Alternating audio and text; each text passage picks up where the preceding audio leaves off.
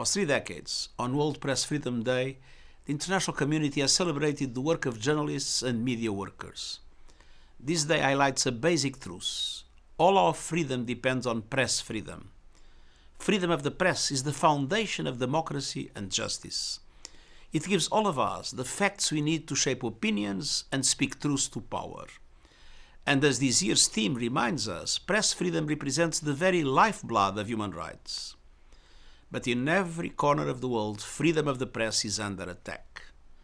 Truth is threatened by disinformation and hate speech seeking to blur the lines between fact and fiction, between science and conspiracy.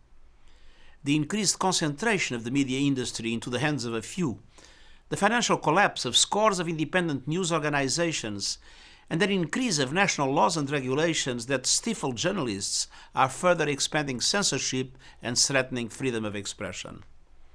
Meanwhile, journalists and media workers are directly targeted on and offline as they carry out their vital work. They are routinely harassed, intimidated, detained, and imprisoned.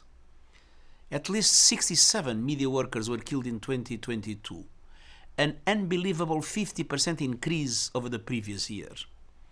Nearly 3/4 of women journalists have experienced violence online, and 1 in 4 have been threatened physically. 10 years ago, the United Nations established a plan of action on the safety of journalists to protect media workers and end the impunity for crimes committed against them.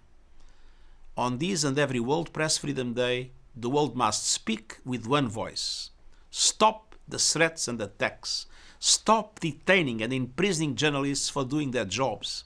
Stop the lies and disinformation.